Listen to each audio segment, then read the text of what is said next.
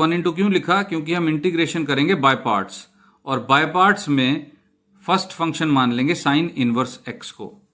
तो क्या फॉर्मूला होता है हमारा? फर्स्ट फंक्शन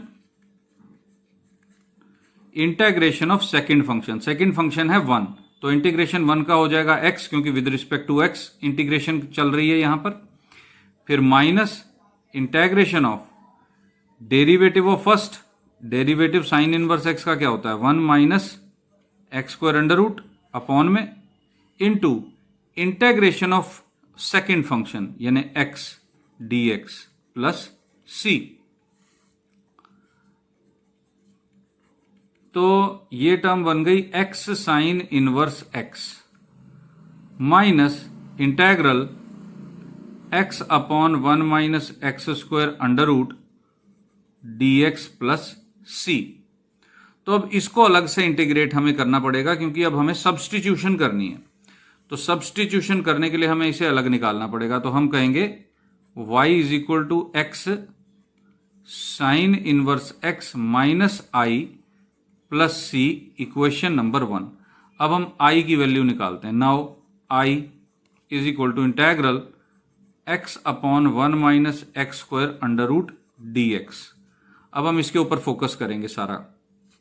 तो अब देखो, वन माइनस एक्स स्क्वायर का डेरिवेटिव करोगे तो माइनस टू एक्स आएगा, तो x हमारे पास पहले ही है, तो हम कहेंगे put one minus x square is equal to z. तो डेरिवेटिव किया दोनों तरफ का, तो minus two x d x is equal to d Z.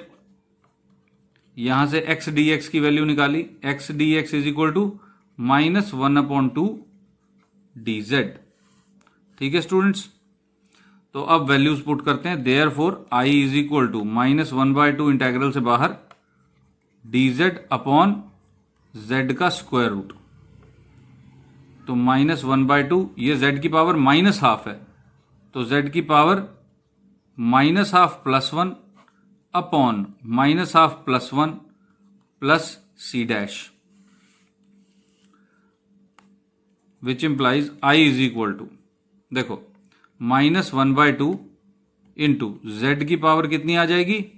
One by two plus one is one by two यानी under root, upon minus one by two plus one, one by two plus c. तो ये to इससे cancel हो गया और ये बन गया माइनस का अंडर रूट जेड प्लस सी। लेकिन अब जेड क्या था? जेड हमारा था वन माइनस एक्स स्क्वायर, तो वो भी तो पुट करना पड़ेगा हमको। तो आई की वैल्यू हो गई minus under root one minus x square under root, हाँ ये सी डैश लेके चल रहा था मैं, प्लस सी डैश। तो अब इसको हम पुट करेंगे इक्वेशन नंबर वन में, यहां पुट कर देंगे। ये माइनस आई है और आंसर इसका माइनस है, तो प्लस हो जाएगा ऑब्वियसली। तो put this in one, we get y is equal to x sine inverse x plus under root one minus x square under root plus c. ये सी ही रहेगा, क्योंकि देखो ये सी डैश और प्लस सी यानी constant plus constant again a constant, तो हमने constant को जो सिंबल दिया हुआ है वो सी है। तो इस तरह से हमारा जनरल सोल्यूशन आ गया और हमने क्वेश्चन नंबर 9 को कर दिया सॉल्व। अब हम आते हैं क्वेश्चन नंबर 10 पर। तो स्टूडेंट्स ये है हमारा question number 10, e power x tan y d x plus bracket start one minus e power x secant square y d y is equal to 0। तो जब डी एक्स डी वाई अलग अलग दिए हुए हों तो हम जानते हैं कि डी एक्स वाली टर्म को हम क्या करते हैं, राइट हैंड साइड पे लेके चले जाते हैं। तो one minus e power x secant square y d y is equal to minus e power x tan y d x. ऐसा करने पर इसके जो वेरिएबल्स हैं वो सेपरेट करने आसान हो जाते हैं। तुम्हें दिख ही रहा होगा ये, तो देखो टेन वाई को यहां डिनोमिनेटर में ले आना है और one minus e power x को इधर डिनोमिनेटर में ले जाना है।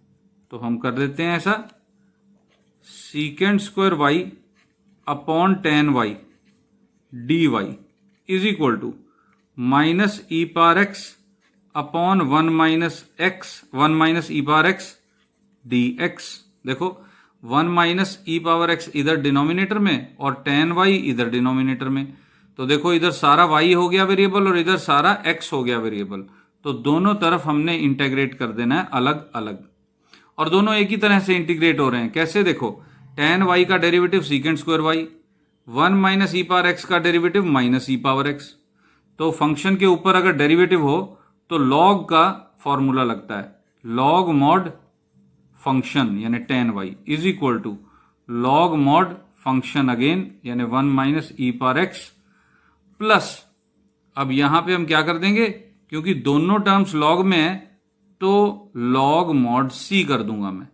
देखो अगर c कांस्टेंट है तो log मॉड c भी तो कांस्टेंट ही हुआ, लेकिन मैंने ऐसा इसलिए किया क्योंकि ई पावर ज्यादा बार ना आए, ये log सारे के सारे इकट्ठे कैंसिल हो जाएंगे। तो अब मैं क्या करूंगा, इस log को इस तरफ ले आएंगे, log mod tan y minus log mod 1 minus e power x is equal to log mod c। तो ये दोनों log तो एक बन जाएंगे, log की प्रॉपर्टी है, log a minus log b हो जाता है log a अपॉन b। तो ऐसे बन गया is equal to log c। अब दोनों तरफ से log कर दिया कैंसिल यानी एंटी log लगाया, तो क्या बन गया tan y upon 1 minus e power x is equal to c। और अब इस 1 माइनस ई पावर एक्स को दूसरी तरफ ले गए तो tan y is equal to c into 1 minus e power x. और अब y को हम अकेला कर देंगे क्योंकि y हमारा फंक्शन है, तो y is equal to tan inverse bracket start c 1 minus e power x bracket closed. ये tan इस तरफ चला गया, tan इनवर्स बन गया, या फिर ये कहो कि दोनों तरफ हमने tan इनवर्स अप्लाई कर दिया। तो इस तरह से हमारा जनरल सॉल्यूशन आ गया क्वेश्चन नंबर 10 का। तो अब हम चलते हैं क्वेश्चन नंबर 11 की तरफ। तो स्टूडेंट्स ये है हमारा क्वेश्चन नंबर 11, लेकिन क्वेश्चन नंबर 11 से लेके और 14 तक हमें कह रखा है find the particular solution of. तो डिफरेंशियल इक्वेशन का अब तक हम ये यहां तक कर रहे थे जनरल सोल्यूशन, क्योंकि यहां कांस्टेंट ऑफ इंटीग्रेशन दिखाई दे रहा था, लेकिन यहां इसके सोल्यूशन में हमें नहीं दिखाई देगा। कैसे नहीं देगा? देखो जब भी तुम्हें पर्टिकुलर सोल्यूशन निकालना होगा, डिफरेंशियल इक्वेशन के साथ x और y की वैल्यूज दी होंगी। इसका क्या मतलब है कि इसके सोल्यूशन में, इसका जब सोल्यूशन आएगा तो यानी कि y एक फंक्शन आएगा y इज इक्वल टू, तो उसमें अगर x को 0 पुट कर दोगे तो y की वैल्यू 1 है, यानी कि वो जो कर्व है हमारी सोल्यूशन कर्व वो 0,1 पॉइंट से होके गुजरती है। हमें एक पॉइंट कर्व के ऊपर दे दिया जिसको पुट करके हम कांस्टेंट की वैल्यू निकाल लेंगे। तो क्वेश्चन करना उसी तरह है, इंटीग्रेट ही करना है, लेकिन इंटीग्रेट करने के बाद x और y की वैल्यूज पुट करनी है। बहुत आसान है, कोई खास मुश्किल नहीं होगी तुमको। तो हमें ये जो क्वेश्चन दे रखा है इसको सॉल्व करते हैं। अब क्वेश्चन में सबसे पहले तो हमने वेरिएबल्स को सेपरेट करना है, जो कि हमें दिखाई दे रहा है कैसे सेपरेट होगा। dy इस तरफ रह जाएगा, dx को उस तरफ, और ये जो इतना बड़ा ब्रैकेट है इसको भी इसके नीचे। तो 2x square plus x whole upon x cube plus x square plus x plus 1 dx। तो इन दोनों का तरफ left hand side right hand side का इंटीग्रेशन। अब इसका इंटीग्रेशन कैसे किया जाए? देखो इसका अगर हम डेरिवेटिव देखें तो क्या बनता है, 3x square plus 2x plus 1। X square और x दोनों हमें यहां दिखाई दे रहे हैं, हम इसके जैसा ही डेरिवेटिव ऊपर बना लेंगे, लेकिन कुछ और टर्म्स भी प्लस माइनस करने में बनेंगी जिसके नीचे ये अलग फिर से हो जाएगा। तो अगर हम पहले ही इसमें पार्शियल फ्रैक्शन के मेथड को अडॉप्ट कर लें तो हमें डेरिवेटिव बनाने की जरूरत नहीं पड़ेगी, क्योंकि डेरिवेटिव बनाने के बाद भी पार्शियल फ्रैक्शन तो करना ही पड़ेगा। अब तुम कहोगे सर पार्शियल फ्रैक्शन यहां पे कैसे, यहां तो फैक्टर्स हैं ही नहीं, तो हम फैक्टराइज कर देते हैं इसको। देखो अब लेफ्ट हैंड साइड पे तो y हो गया, integration 2x square plus x whole upon, पहली दो टर्म्स में से एक्स स्क्वायर कॉमन लिया, रह गया x प्लस 1 प्लस इन दो टर्म्स में से 1 कॉमन लिया, रह गया x प्लस 1। तो ये इंटीग्रेशन बन गई 2x square plus x dx upon x plus 1 into x square plus 1। अब देखो ये पार्शियल फ्रैक्शन का क्वेश्चन समझ में आ रहा है तुमको, बन जाएगा। तो इसको पार्शियल फ्रैक्शन से हम सॉल्व करेंगे। किस तरह करेंगे देखो, let 2x square plus x whole upon x plus 1 x square plus 1 is equal to a upon x plus 1 plus bx plus c whole upon x square plus 1। हमने इस बड़ी फ्रैक्शन को दो छोटी पार्शियल फ्रैक्शंस में बांट दिया। अब हमें a, b और कैपिटल C की वैल्यू हमें पता करनी है। तो इधर अब हम एलसीएम ले लेते हैं। 2x square plus x whole upon x plus 1 x square plus 1 is equal to a x square plus 1 plus bx plus c x plus 1 whole upon x plus 1 into x square plus 1। मैंने क्या किया, दोनों तरफ इस तरफ LCM ले लिया ताकि ये कैंसिल हो सके और हमारे पास आ गई एक आइडेंटिटी x, एक इक्वेशन जिसको हम आइडेंटिटी मानेंगे। a x square plus 1 plus bx plus c x plus 1, equation number 1। अब इस इक्वेशन में हम क्या पुट करेंगे, जो तो तुम में से इंटीग्रेशन जानते हैं इसकी वो तो बड़ी आसानी से बता देंगे। x को -1 पुट करना है, तो चलो करें। मेरा तो पेज अब खत्म हो गया तो मैं पेज पलटूंगा और फिर आगे चलूंगा। देखो स्टूडेंट्स, मैं कहूंगा अब ये हमारे पास इक्वेशन नंबर 1 थी।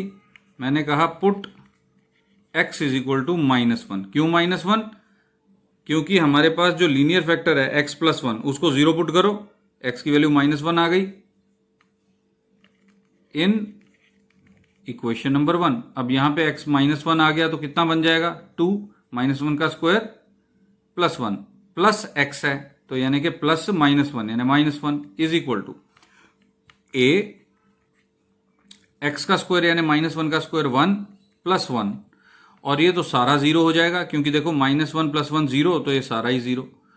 तो हमारे पास आ गया, देखो ये पहले मैं लिख देता हूं 2a is equal to 2 - 1 1 means a की वैल्यू कितनी आ गई 1/2। तो अब मैं इक्वेशन नंबर 1 को दोबारा लिखूंगा a की वैल्यू 1/2 पुट करके। तो therefore we get 2x square plus x is equal to 1/2 x square plus 1 plus bx plus c into x plus 1। अब ये हटा देते हैं। अब देखो x को तो तुम इसमें कुछ भी पुट कर सकते हो क्योंकि ये एक आइडेंटिटी है, यानी x की हर वैल्यू के लिए ये ट्रू है। तो हम कौन सी दो वैल्यूज पुट करें जिससे कि b और c की वैल्यू आए? बहुत आसान है स्टूडेंट्स। एक बार एक्स स्क्वायर प्लस 1 को तो 0 पुट कर ही नहीं सकते तुम, क्योंकि एक्स स्क्वायर प्लस 1 तो 1 से बड़ा होगा हमेशा ही, क्योंकि x का स्क्वायर है। तो ऐसे केस में x को 0 जरूर पुट करते हैं। 0 पुट करने पर ये खत्म हो जाएगा b, तो c की वैल्यू आएगी। तो मैं कह रहा हूं put x is equal to 0। ये इक्वेशन नंबर 2 है इन 2। जब x को 0 पुट कर दिया तो 0 प्लस 0 0 इज इक्वल टू 1/2। देखो 0 प्लस 1 1/2 आ गया, प्लस c क्योंकि b की जगह तो b इंटू 0 हो गया, और 0 प्लस 1 फिर 1 तो यानी कि सिर्फ c रह गया। तो यहां से c की वैल्यू आ गई -1/2। तो अब इस c की वैल्यू को भी 2 में पुट कर दो। Put capital C is equal to 1/2 in equation number 2। तो क्या बन गई equation? 2x square plus x is equal to 1/2 x square plus 1 plus b x minus 1/2 x plus 1, ये आ गया हमारे पास, ये एक्स है स्टूडेंट्स, बी एक्स। तो अब एक्स को कुछ भी पुट कर दो, कुछ भी, क्योंकि एक बी ही रह गया है कैपिटल इसमें पता करने वाला, बाकी तो कोई कांस्टेंट नजर नहीं आ रहा। अब हमने एक्स को -1 पुट किया, 0 पुट किया, तो 1 भी पुट कर सकते हैं, तो 1 पुट कर देते हैं।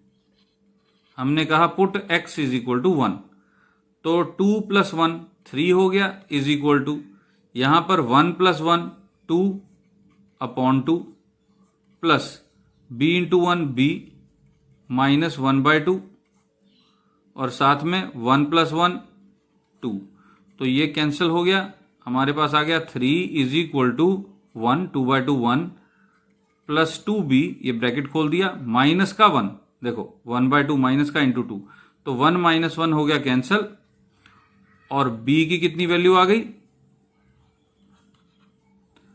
3/2, तो b की वैल्यू भी आ गई। देखो b c a तीनों की वैल्यूज आ गई हमारे पास। तो अब हम अपनी y की वैल्यू लिखते हैं। Therefore y is equal to integral, देखो एक बार फिर दिखा देता हूं y क्या था, y की वैल्यू ये थी। अब इसको तो हमने ये मान लिया था, तो अब a b c की वैल्यू यहां पुट करके मैं इस इंटीग्रैंड में पुट करने लगा हूं। देखो a की वैल्यू कितनी आई है, a की वैल्यू आई है हमारे पास 1/2, तो 1/2 अपॉन x + 1 प्लस b की वैल्यू 3/2 है, तो b x था 3/2 x, और c की वैल्यू कितनी आई है -1/2 -1/2 अपॉन x² + 1 dx। इसको इंटीग्रेट करना है, बहुत आसान हो गया students. y is equal to 1/2, ये तो बन गया log mod x + 1, और यहां से 2 आ गया common, plus 1/2 integration of 3x - 1 whole upon x² + 1 dx। अब इसको कैसे इंटीग्रेट किया जाए, बड़ा आसान है स्टूडेंट्स, 3x के नीचे अलग कर दो, -1 के नीचे अलग कर दो, अच्छा प्लस c लगा देते हैं यहां पे, small c। y is equal to 1/2 log mod x + 1 plus 3/2 integration x upon x² + 1 dx minus 1/2 dx upon x² + 1 plus c। देखो ध्यान से देख लो, 3x अपॉन x² + 1, तो 3x का 3 बाहर, -1 -1/2, क्योंकि 1/2 तो ये बाहर ही है इन दोनों नंबरों के, तो ये भी एज इट इज रहा। अब देखो y is equal to 1/2 log mod x + 1 plus 3/2, देखो अब इसको अगर इंटीग्रेट करना है हमने, तो x² + 1 का डेरिवेटिव होता है 2x, तो हमें 2 से मल्टीप्लाई डिवाइड करना होगा, तो 2 से डिवाइड कर दिया और 2 से मल्टीप्लाई कर दिया dx, और ये कितना बन गया, इंटेग्रेशन ऑफ x² + 1 अपॉन में tan inverse x plus c। तो अल्टीमेटली हमारा फंक्शन बन गया half log mod x + 1 plus 3/4 log mod x² + 1, देखो डेरिवेटिव ऊपर है और नीचे फंक्शन है, -1/2 tan inverse x plus c। तो ये तो बना हमारा जनरल सॉल्यूशन, क्योंकि यहां पर कांस्टेंट ऑफ इंटीग्रेशन c हमें दिखाई दे रहा है। लेकिन क्वेश्चन क्या था, एक बार फिर देख लो, फाइंड पर्टिकुलर सॉल्यूशन, और यहां पे x और y की वैल्यू दे रखी थी, तो x और y, x की वैल्यू है 0, y की वैल्यू 1, तो ये यहां पे अब पुट करना है हमने इसको। अभी हमने 2 इक्वेशंस बनाई थी, इसको कह दिया हमने इक्वेशन नंबर 3, और मैंने कहा put x is equal to 0, y is equal to 1, तो x is equal to 0, y is equal to 1 है, तो यहां 1 आ जाएगा, 1 is equal to x is equal to 0 put किया, तो 0 बन गया, log of 1 is 0, 0 plus 1 log of 1 हो जाएगा, log ऑफ 1 की वैल्यू होती है 0, प्लस फिर यहां पे 0 पुट करेंगे तो log ऑफ 1 आ जाएगा 3/4 into 0 minus 1/2 tan inverse 1,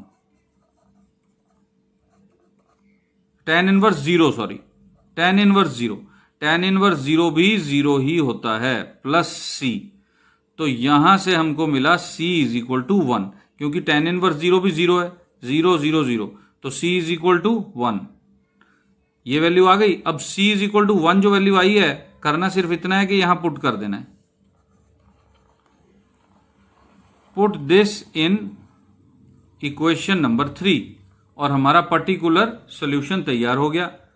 y is equal to, ये सारा लिखो as it is, 1/2 log mod x plus 1 plus 3/4 log mod x square plus 1 minus 1/2 tan inverse x plus 1। अब यहां पे हमें आर्बिट्ररी कांस्टेंट कोई भी दिखाई नहीं दे रहा स्टूडेंट्स, इसलिए ये पर्टिकुलर सोल्यूशन है डिफरेंशियल इक्वेशन का। तो हमें डिफरेंशियल इक्वेशन सॉल्व तो यहां तक बिल्कुल वैसे ही करनी है इंटीग्रेट करके, लेकिन जो वैल्यूज क्वेश्चन में दी हुई हैं वो हमने करना क्या है, बस x और y की वैल्यूज सॉल्यूशन में पुट कर देनी है और c की वैल्यू निकाल कर दोबारा से c की वैल्यू यहां पुट करके अपना पर्टिकुलर सॉल्यूशन लिख देना है, बस इतना ही है। लेकिन ये क्वेश्चन मैं जानता हूं कि थोड़ा लेंथी हो गया, इंटीग्रेशन लंबी थी, लेकिन ये सिचुएशन तो तुम्हें समझ में मेरे ख्याल से आ ही गई होगी। तो ये क्वेश्चन हो गया यहां खत्म। अब मैं अगले क्वेश्चन पे चलता हूं। तो स्टूडेंट्स ये है हमारा क्वेश्चन नंबर 12, डिफरेंशियल इक्वेशन हमें दी हुई है और कंडीशन भी दी हुई है। तो अब हम इसको वेरिएबल्स को सेपरेट आराम से कर सकते हैं। देखो x स्क्वायर माइनस 1 आ गया यहाँ डिनोमिनेटर में, dx इंटेग्रेशन। अब ये जो है इसको एक बार जरा इस तरह लिख लेते हैं, इंटीग्रेट किया तो dy का इंटीग्रेशन y और 1/x into x square minus 1 dx। अब इसको इंटीग्रेट कैसे कर सकते हैं हम, देखो हमने करना क्या है, x की पावर एक x से मल्टीप्लाई डिवाइड कर देते हैं हम, x upon x square into x square minus 1 dx। अब हम बड़ी ही आसानी से एक्स स्क्वायर माइनस 1 या एक्स स्क्वायर को पुट कर सकते हैं z, तो put x square is equal to z, तो हमारे पास आ गया 2x dx is equal to dz, means x dx कितना बन गया 1/2 dz। तो therefore y is equal to 1/2 बाहर dz upon z into z minus 1। अब इसको जैसे मर्जी सॉल्व कर लो स्टूडेंट्स, चाहे ब्रैकेट खोल के स्क्वायर कंप्लीट कर लो, चाहे पार्शियल फ्रैक्शन बना लो।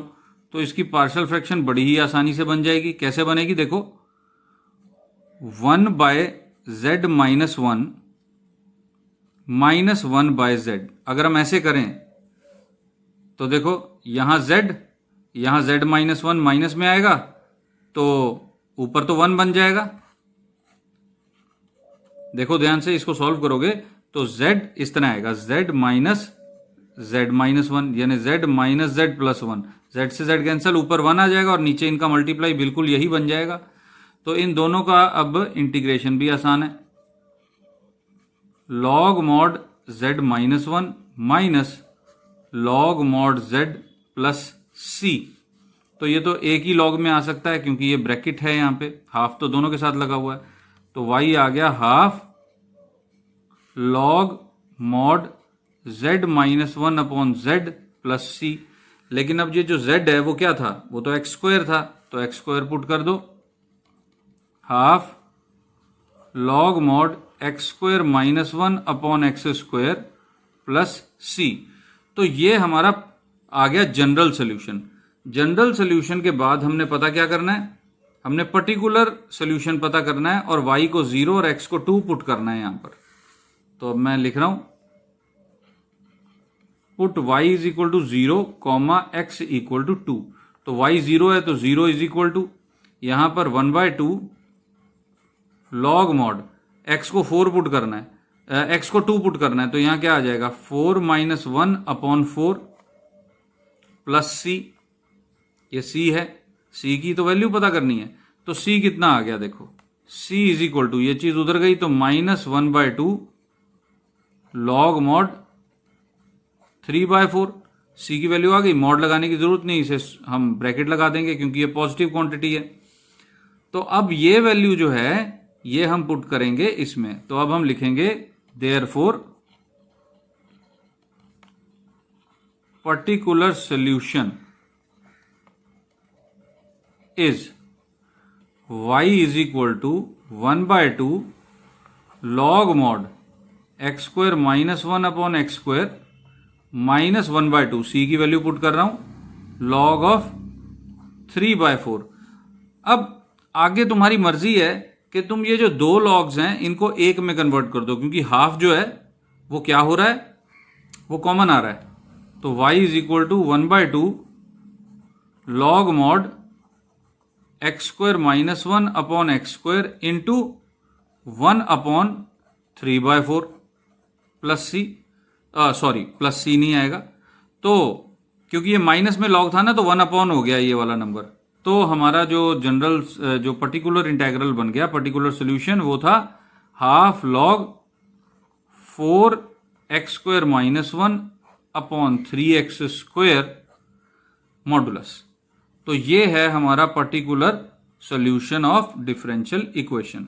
तुम चाहो तो यहां भी छोड़ सकते हो, कोई प्रॉब्लम नहीं है, ये तो मैंने थोड़ा सा आगे सॉल्व करके तुम्हें दिखा दिया क्योंकि इजीली हो सकता था सिंप्लीफिकेशन, इसलिए बस तुम्हारे ऊपर कंपल्शन नहीं है, यहां तक भी फुल मार्क्स मिल ही जाएंगे।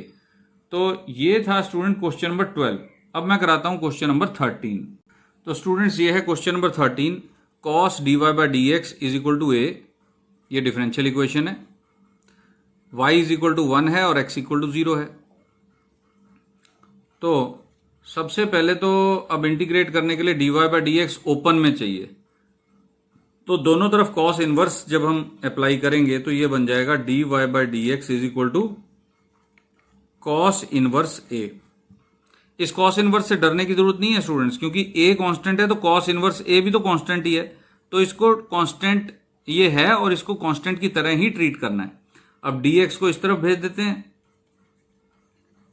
dy is equal to cos inverse a dx, दोनों तरफ का कर दिया इंटीग्रेशन, तो y is equal to cos inverse a तो आ गया इंटीग्रेशन से बाहर और इंटीग्रेशन के अंदर रह गया dx, और वो इंटीग्रेशन कितना होगा x प्लस c।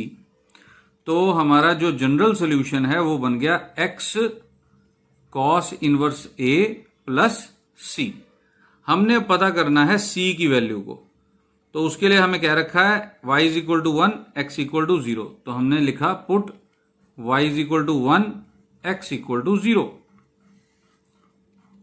तो 0 is equal to, sorry y तो 1 है तो 1 इज इक्वल टू, ये सारा हो गया 0, x इज इक्वल टू 0 है plus c, means c is equal to आ गया 1, जो कि हमने यहां पुट करना है। तो मैं लिखूंगा therefore particular solution is y is equal to x cos inverse a plus 1। ये आ गया हमारा particular solution of the differential equation, और यहां पे हमारा आंसर हो गया सॉल्व। और जो क्वेश्चन नंबर 14 है वो तुम अपने आप कर ही सकते हो, और इस एक्सरसाइज में से जो ये स्टेटमेंट सम है ये रेयर ही कभी आते हैं, इसलिए इसको जरूरत नहीं करने की। क्वेश्चन नंबर 14 तक ही ये एक्सरसाइज कंप्लीट हो जाती है। तो स्टूडेंट्स एक बहुत बड़ी इंपॉर्टेंट बात बताने लगा हूं, ध्यान से सुनो, कि अगर तुमने एनसीईआरटी बुक का कोई भी क्वेश्चन सॉल्व करवाना है तो तुम कमेंट सेक्शन में जाके मुझे क्लास लिखो 10+2 कॉमा एक्सरसाइज, जैसे ये एक्सरसाइज 9.4 है, कॉमा और क्वेश्चन नंबर लिख दो, जैसे क्वेश्चन नंबर 15 है। तो ये अगर तुम कमेंट में लिख दोगे तो मैं समझ जाऊंगा कि तुमको 10+2 क्लास का एक्सरसाइज 9.4 का 15th क्वेश्चन का सोल्यूशन चाहिए। तो मैं एक पेज पे उसको सॉल्व करके क्वेश्चन को उसकी एक पिक खींच के, एक फोटो खींच के इमेज की फॉर्म में अपने चैनल पे अपलोड कर दूंगा। और वो जो पिक होगी वो तुम कहाँ देख सकोगे? वो अपलोडेड इमेज जो है वो तुम्हें कम्युनिटी सेक्शन में मिल जाएगी। कम्युनिटी सेक्शन मेरे चैनल का, जो कि प्लेलिस्ट के एडजेसेंट है। प्लेलिस्ट के साथ ही एक कम्युनिटी सेक्शन भी है जहां पर तुम ये सारे सॉल्यूशन देख पाओगे, लेकिन इस फॉर्मेट में भेजना स्टूडेंट्स, ताकि मुझे समझ में आ सके। और प्लेलिस्ट को फॉलो करके तुम सारा सिलेबस कर सकते हो, ये तो तुम जानते ही हो। प्लेलिस्ट को चेक करो मेरे चैनल पे जाके, बस उसके लिए करना क्या है, चैनल को सब्सक्राइब करना है। अगर मेरा जो ये वीडियो है तुम्हें पसंद आए तो कमेंट्स में जाके तुम रेटिंग मुझे 1 to 5 दे सकते हो, जिससे मुझे पता चले कि मेरे वीडियो की क्वालिटी क्या है। और अगर तुम्हें वाकई अच्छा लगे तो लाइक भी करो और शेयर भी कर दो। शेयर करने से ये क्वालिटी एजुकेशन हर एक तक पहुंचेगी, और मेरा मोटो ही है क्वालिटी एजुकेशन सबका अधिकार। तो स्टूडेंट्स, एक्सरसाइज 9.4 कंप्लीट हो गई है, इसकी प्रैक्टिस करो। Best of luck. अब हम मिलेंगे अगले वीडियो में अगली एक्सरसाइज के साथ। तब तक थैंक यू।